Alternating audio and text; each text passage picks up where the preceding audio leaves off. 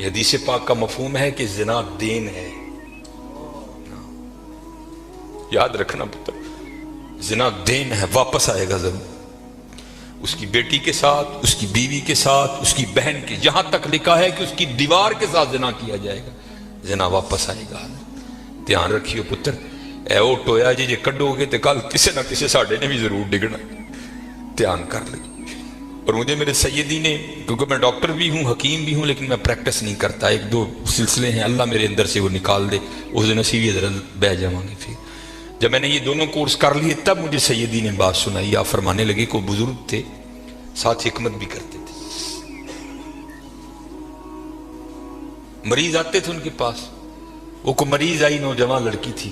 جب انہوں نے نبض پکڑی نا تو شیطان تھوڑا سا غلبہ کر گیا، اور نبض پکڑتے ہوئے اندر تھوڑا سا غلط خیال آیا، لیکن ساتھ ہی رحمت ہو گئی. ہو دھیان کرو، اللہ ویکھدا پی.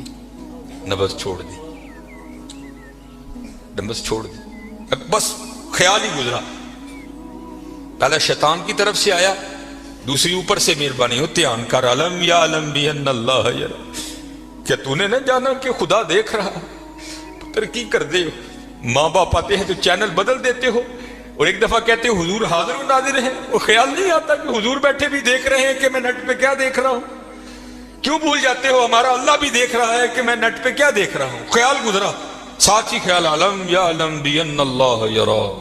ربنا انک تعلم ما نخفی وما نعلن وما یخفی علی اللہ من شیء فی الارض ولا فی السماء. کوئی چیز ہاں زمین کے اوپر ہے، ہاں نیچے ہے، کوئی چیز بھی اللہ سے نہیں چھپی. خیال آیا، چھوڑ دی. لیکن جیسے میں نے کہا نا حضرت دین ہے، ضرور گھوم کر آئے گا. تب گھروں میں ٹینکیاں شینکیاں نہیں ہوتی. تب جو ماشکی جس کو ہم ذاتی زبان میں کہتے ہیں، وہی گھروں میں پانی دینے آتے تھے. گھر ان کی بیوی تھی، وہ پانی دینے کے لیے آیا. ماشکی پانی بھر کے نا جب وہ جانے لگا نا تو اس نے ہاتھ پکڑ لیا ان کی بیوی کا. انہوں نے اتنے پھڑیا، ادھر ماشکی نے کار پھڑ لیا. وہ بیوی آگے سے ہاتھ چھڑا کر کہتی ہے وہ پتر کی ہو گئے. اس کو بھی خیال آیا، وہ روتا ہوا بھاگ گیا. اتنے وہ بھی بہ کے چنگا روئے دے، اکھاں لال کیتیاں. گھر مائی بھی بڑا روئی. ساری زندگی لنگ گئی ہے، بڈھے ویلے کی ہویا انہیں کی ہاتھ پھڑ لیا. وہ بھی بڑا روئی ہے. حکیم ہوری گھر آئے تے حکیم صاحب دی اکھاں سجی دی. ویکھیا تے گھر والی دی اکھاں سجی دی. انہیں پوچھا بھلی لوکے کی ہویا، کیوں روئی؟ انہیں کہا پہلے تسی دسو تسی کیوں روئے؟ انہیں کہا بس اج ایک دھی آئی سی مینوں دکھان لئی، دی نبض پھڑی، شیطان نے اندر گندگی پائی. لیکن نال ہی یاد آیا اللہ ویکھدا پیا، میں چھڑ چھڑے کہہ لیں بس ادھر تسی ادھر پھڑی، ادھی پھڑی ادھر کار ماشکی نے میری پھڑ. دھیان کریو پتر، دھیان کریو. اج کسی دیاں تیاں نے، کل نوں ساڈیاں تیاں نے بھی جوان. اج کسی لی چونک چ نہ کھلوئیو، اج کسی لی نہ کھلوئیو. اج تسی کھلوو گے، کل کو تاڈی بھی کھلوئیو. بڑا دھیان کریو، بڑا دھیان. اپنی جوانی بڑی پاکیزہ رکھنی ہے، بڑی پاکیزہ. اور زنا سے بچنا. یہ آگے علامہ صاحب اور میں تقریباً 1.5-2 گھنٹہ بیٹھ کر یہی روتے رہے حضرت کہ سانو اینج دا پھسایا ہے کہ اج زنا آسان اور نکاح انتہائی مشکل کر چھڑے. نکاح انتہائی مشکل کر چھڑے، انتہائی مشکل کر چھڑے. لیکن بچنا ہے پتر، بچنا. زنا ایک ایسا گندا گناہ ہے. میں نے حدیث مبارکہ پڑھی کہ اگر کسی سے یہ گناہ سرزد ہو گیا نا، اس نے معافی مانگی، اللہ نے اسے معاف کر دیا، لیکن پتہ پھر بھی اس کو سزا کیا ملے گی کہ جنت میں اللہ جل شانہ زانی سے کہیں گے کبھی تو میرے سامنے نہ آنا. زانی کو ہمیشہ کے لیے دیدار الہی سے محروم کر دیا جائے.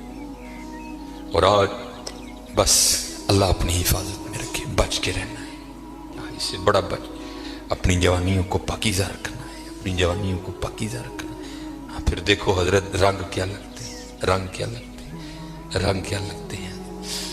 یہ سکندر 21 سال کی عمر اور 5 بر اعظم فاتح. زندگی نے ساتھ نہیں دیا، سانپ نے اس کو ڈس لیا تھا. اور ارسطو نے سکندر کا ٹریٹمنٹ کیا. جب ارسطو نے دیکھا نا کہ سکندر کا وجود اب نیلا پڑ رہا ہے تو وہ سمجھ گیا کہ زہر اب پورے وجود میں سرایت کر چکا ہے. اس نے وہاں سکندر کو کہا سکندر تو بچے گا نہیں، صرف چند گھڑیوں کا تو مہمان. تو وہاں تاریخ لکھتی ہے کہ سکندر نے اپنے وزیر کو بلایا اور بلا کر کہیں گے عیسائی مذہب تھا سکندر کا، وہ کہنے لگا کہ جب مجھے کفن دو گے نا تو ڈائریکٹ مجھے دفنانے کی نہ لے کر جانا، بلکہ اس طرح کرنا کہ دائیں بائیں سے میرا کفن پھاڑ کے نا میرے ہاتھ کفن سے باہر رکھنا، اور کرنا کیا، مجھے پورے شہر یونان کے چکر لگوانا۔ تو وزیر پوچھتا ہے سکندر وہ کیا، اس میں کیا راز ہے؟ تو کہتا ہے میں جاتے ہوئے ان لوگوں کو سبق دینا چاہتا ہوں وہ اس دنیا سے جی نہ لگانا۔ دیکھو آج 15 لاکھ مربع میل فتح کرنے والا سکندر اس دنیا سے خالی جا رہا ہے، اور چلے وہ کچھ نہیں لے کر گیا، ہم کیا لے کر جائیں گے؟ اور پھر یہاں کسی نے بڑا خوبصورت لکھا تھا، یہ وہ باغ ہے جس کے ہزاروں مالی تھے۔ دھیان رکھنا حضرت، یہ ہمیں بڑا وہم پڑ گیا ہے، مالک ہم نہیں ہیں حضرت، یہ علماء بیٹھے ہیں۔ اس نے قرآن کریم میں کب کہہ دیا کہ تم مالک ہو؟ تو قرآن کریم میں بار بار کہتا ہے وَلِلَّهِ مُلْكُ السَّمَاوَاتِ وَالْأَرْضِ، اور اللہ ہی کے لیے ہے زمین و آسمان کی بادشاہت، وَاللَّهُ عَلَىٰ كُلِّ شَيْءٍ قَدِيرٌ۔ یا آیت الکرسی میں ہر فرض نماز کے بعد اس بات کو دہراتے ہو، اللہ لا الہ الا هو الحی القیوم لا تأخذه سنة ولا نوم لہ ما فی السماوات وما فی الارض، اور اللہ ہی کے لیے ہے جو کچھ آسمانوں میں ہے اور جو کچھ زمینوں میں ہے۔ سورہ آل عمران 3 پارہ، کل محبوب آپ کہہ دیجئے اللہم مالک الملک، اے اللہ اے ملکوں کے مالک، تیال کریے پتر او مالک جے، اسی نہیں یہ مال، ہم تو مالی ہیں یار۔ اور میں اکثر اپنی مثال دیا کرتا ہوں، جب میں تھوڑا بڑا ہوا نا تو میں نے کیا دیکھا، میرے گھر کے باہر جو پلیٹ لگی تھی نا اس پر لکھا تھا چودھری علم دین، پھر وہ پلیٹ بدل گئی ہے، دادا وہ کا انتقال ہو گیا، پھر نئی پلیٹ کیا لگی، حاجی محمد بوٹا۔ اب پتہ نہیں حضرت یہ پلیٹ کب تک رہتی، جگہ وہاں رہی حضرت، لیکن کیا ہوا حضرت، مالیوں کے نام بدلتے رہے حضرت۔ اسی مالیاں حضرت، اسی مالک نہیں ہے، مالک وہی ہے۔ اور میں یہاں ایک روایت بھی اکثر سناتا ہوں کہ آپ کہو گے مولوی صاحب ہمیں ساڑھے کو ساڑھیاں زمینہ کھون لگے ہو، ان کو قرآن و حدیث سے بھی تو دلیل دینا۔ حضرت موسیٰ علیہ السلام کا دور مبارک تھا، اور زمین کا ایک ٹکڑا تھا، 2 بندے لڑ پڑے آپس میں، ایک مالک تھا، ایک کا دل بے ایمان ہو گیا۔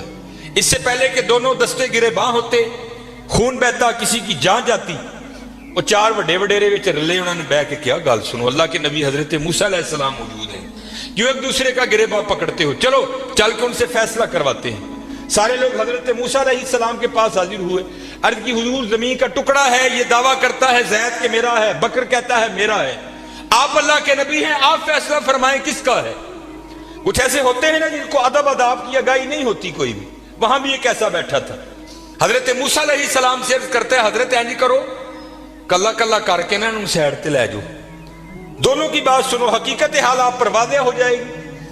حضرت موسیٰ علیہ السلام جلال میں آ گئے، آپ نے فرمایا میں اللہ کا نبی ہوں، مجھے اس بات کی ضرورت نہیں کہ میں کلا کلا کر کے ان کی بات سنوں، مجھے اللہ نے یہ طاقت دے رکھی ہے، میں زمین کے ٹکڑے سے پوچھ لوں گا بتا تو دونوں میں سے کس کا ہے۔ آپ نے سب کو اکٹھا کیا اور لے کر چلے گئے، زمین کے اس ٹکڑے پر کھڑے ہوئے، فرمایا یہ زید دعویٰ کرتا ہے تو میرا ہے، بکر دعویٰ کرتا ہے تو میرا ہے، اللہ کے نبی حضرت موسیٰ تجھ سے پوچھتے ہیں بتا تو کس کا ہے۔ تو تفسیر میں لکھا ہے کہ وہ زمین کا ٹکڑا بول اٹھا، پہلے حضرت موسیٰ علیہ السلام کو سلام عرض کی، اور سلام عرض کر کے عرض کرتا ہے حضرت یہ دونوں جھوٹے ہیں، نہ میں اس کا ہوں نہ میں اس کا ہوں، ان کو تیاری کریں، یہ دونوں میرے ہیں۔ ہسی حضرت کیڑے وہم چھپے دیا تے حقیقت کیا ہے، یہ وہ باغ ہے جس کے ہزاروں مالی تھے، سکندر جب اس دنیا سے گیا دونوں ہاتھ خالی تھے۔ ہاں حضرت دھیان کریو، خالی آئے ہیں اور خالی ہی یہاں سے جائیں گے۔ ہاں جائے گا کیا، اچھے اور برے اعمال ساتھ جائیں گے۔ ان تہاڈی مرضی ہے حضرت، جدا مرضی ٹیر لا لو، لیکن حضرت جی چنگائی ٹیر لائیو، مندہ نہ لائیو۔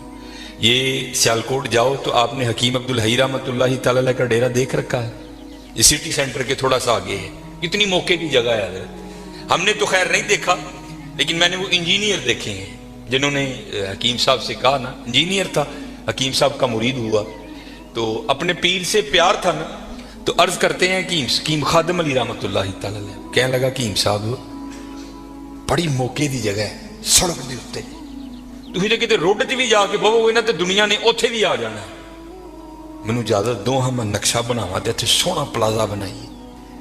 तो हकीम साहब फरमान लगे, ओ बाबा जी रहन दे। कह लगा नहीं जनाब प्लाजा बनाने। आप फरमान लगे, यार असी बना लेना ही, लेकिन एक गल सुनी सी तां नहीं बनाया। वो कहते हजरत मशवरा करें ना, शायद बात की हकीकत कुछ और हो। क्या बात सुनी है, क्यों नहीं आपने बनाया? आप फरमान लगे, यार अही सुने आए नाल नहीं लैके जान देंदे, असी तां नहीं बनाया। कैसे लोग थे यार, कितना तकवा था उन लोगों में। इस जानब तवज्जो ही नहीं की हजरत। तवज्जो की तो सिर्फ अल्लाह की तरफ की, तवज्जो की तो सिर्फ हुजूर की गुलामी की जानिब की। इस जानिब आए ही नहीं। और हजरत जो उसकी जानिब जाएगा ना, दुनिया तो ऑटोमेटिक उसके पीछे आएगी। मौलाना रूम रहमतुल्लाह तआला ने बड़ी खूबसूरत मिसाल दिखी, बड़ी खूबसूरत मिसाल। आप फरमाते कोई बुजुर्ग बैठे थे, उनके सामने से ना बंदा भागता हुआ गया, अफयादा नसिया पे जाए। अगले दिन फिर बैठे थे, फिर भागता हुआ गया। तीसरे दिन फिर बैठे थे, फिर गया। चौथे दिन जब गुजरा ना, आपने पकड़ लिया उसे। आपने फरमाया, भैया तुझे क्या मुसीबत पड़ी है, रोज तू इस वक्त भागता हुआ निकल जाता है उस जानिब। और करता है, हुजूर मैं अपना साया पकड़ लिया था। आपने फरमाया, फिर तू सारी जिंदगी नहीं पकड़ सकेगा। उसने कहा, हुजूर वो क्यों? आपने फरमाया, तूने कर दी है सूरज को कंड, साया आ गया है तेरे आगे। अब सूरज को कंड करके जितना मर्जी भाग, क्योंकि साया आगे है, वो भागता रहेगा, तू उसके पीछे भागता रहेगा, पकड़ नहीं सकता। हां एक काम कर ले, पकड़ फिर भी नहीं सकेगा, लेकिन फिर ये होगा कि तू साये के पीछे नहीं भागेगा, साया तेरे पीछे भागेगा। उन्हें की रो की, आपने फड़कने का पासा पवाया और मुंह किया सूरज अल। फरमाया, हूं सूरज अल दौड़ ला, साया तेरे पीछे पीछे दौड़ेगा। ये मिसाल देकर मौलाना रूम कहते हैं, तूने भी अल्लाह और अल्लाह के रसूल के दरबार से मुंह फेर लिया है और भाग रहा है दुनिया के पीछे। अब दुनिया आगे आगे, तू पीछे पीछे। ओए हाँ, भागना है तो दौड़ मदीना की तरफ लगा, फिर दुनिया तेरे पीछे पीछे होगी, तू आगे आगे हो गई। चलो लगाओ तो सही अल्लाह और अल्लाह के रसूल से लो, फिर देखो तो सही दुनिया तुम्हारे पीछे आती है कि नहीं आती। मैं